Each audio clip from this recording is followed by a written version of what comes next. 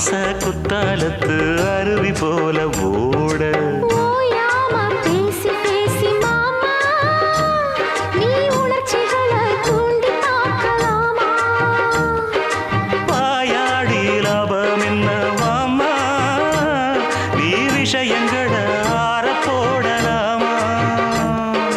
வெச்சது யாரு சொக்கப்படி என்னவ பண்ணும்படி சொன்னத கேளு கண்ணுமணி சொந்தமும் பந்தமும் வந்ததடி சொல்லிக்கொடு சொல்ல சொல்ல கத்துக்கிறேன் விட்டுக்கொடு